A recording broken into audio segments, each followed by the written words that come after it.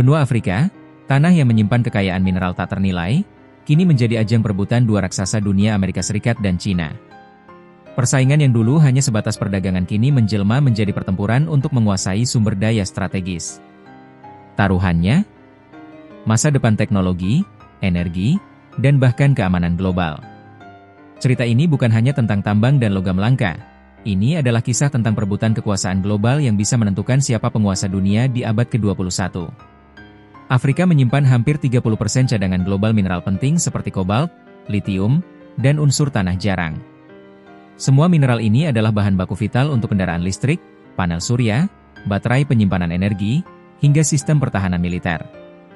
Menurut perkiraan, permintaan global terhadap mineral-mineral ini akan melonjak hingga 10 kali lipat pada tahun 2050. Artinya, siapa yang menguasai sumber daya ini, bisa mengendalikan masa depan teknologi dunia. Afshin Molavi, peneliti senior di Foreign Policy Institute, bahkan menyebut Afrika sebagai pusat ekonomi sumber daya abad ke-21. Namun, ada pertanyaan besar, apakah kekayaan ini bisa membawa kemakmuran bagi rakyat Afrika, atau justru jadi ajang eksploitasi oleh negara-negara besar? Selama 2 dekade terakhir, China bergerak cepat. Melalui proyek-proyek infrastruktur besar seperti kereta api, pelabuhan, dan jalan raya, mereka membangun pengaruh ekonomi di hampir seluruh Afrika.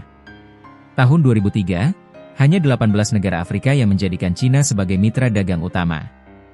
20 tahun kemudian, angkanya melonjak menjadi 52 dari 54 negara. Itu berarti 97% negara Afrika lebih banyak berdagang dengan China daripada Amerika Serikat. Volume perdagangan China-Afrika mencapai 295 miliar dolar AS pada 2024, naik 6% dari tahun sebelumnya. Tapi kekuatan sesungguhnya bukan hanya di perdagangan umum. Di sektor mineral kritis, China punya posisi hampir tak tertandingi. Meski tambang mereka di Afrika hanya menyumbang kurang dari 10% produksi total, pengaruhnya sangat besar di wilayah strategis seperti Guinea, Zambia, Republik Demokratik Kongo, dan Zimbabwe. Dan yang membuat dominasi ini makin mengerikan? Penguasaan China terhadap proses pemurnian mineral. Meski tambangnya ada di luar negeri, 60-80% kapasitas pemurnian global untuk kobalt, litium, dan tanah jarang ada di tangan mereka. Eric Olander dari The China Global South Project menyebutnya sebagai model penguasaan vertikal dari tambang hingga pemurnian. Strategi ini memberi China keunggulan struktural yang sulit disaingi Barat. Bagaimana dengan Amerika Serikat? Secara jujur, kehadiran mereka di sektor pertambangan Afrika masih minim. Pemerintahan Trump dan Biden sama-sama menyuarakan pentingnya memutus ketergantungan AS pada pasokan mineral dari China. Tapi sejauh ini, banyak wacana, sedikit tindakan nyata. Meskipun begitu, ada tanda-tanda perubahan. Pada Juni lalu, Donald Trump memediasi perjanjian damai antara Republik Demokratik Kongo dan Rwanda, wilayah yang kaya akan kobalt. Dan Trump tak ragu mengaitkan diplomasi dengan sumber daya strategis. Kami mendapatkan banyak hak atas mineral dari Kongo sebagai bagian dari kesepakatan, ujarnya. Inilah strategi baru AS, mengaitkan misi perdamaian dengan akses langsung ke mineral penting. Bulan Juli, Trump juga mengundang 5 pemimpin Afrika ke Gedung Putih, dari Gabon, Guinea-Bissau, Liberia, Mauritania, dan Senegal. Agendanya jelas, memperluas hubungan ekonomi sekaligus membendung pengaruh China. Presiden Gabon, Brice Oligui Nguema, menyampaikan pesan penting, kami bukan negara miskin. Kami kaya akan sumber daya alam.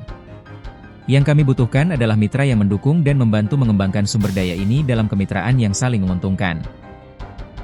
Pernyataan ini menegaskan bahwa Afrika tak ingin lagi jadi korban perebutan kekuasaan global. Mereka ingin jadi pemain aktif, bukan sekadar penonton. Persaingan di Afrika bukan sekadar tentang siapa yang punya tambang terbanyak. Ini tentang siapa yang menguasai seluruh rantai pasok, dari penggalian, pemurnian, hingga distribusi. China sudah unggul jauh di sektor pemurnian. AS baru mulai membangun pijakan. Tapi perebutan ini akan berlangsung puluhan tahun, seiring melonjaknya permintaan mineral dunia. Dan jika tren berlanjut, Afrika akan menjadi medan utama pertarungan geopolitik terbesar abad ini. Di balik tambang kobalt dan litium yang berkilau, tersimpan pertanyaan besar. Siapa yang akan memenangkan perebutan Afrika? China yang sudah mengakar, atau Amerika Serikat yang mulai bangkit? Pada akhirnya, siapapun yang menguasai mineral strategis Afrika, berpotensi menguasai masa depan teknologi dan energi dunia. Satu hal yang pasti, pertempuran ini baru saja dimulai.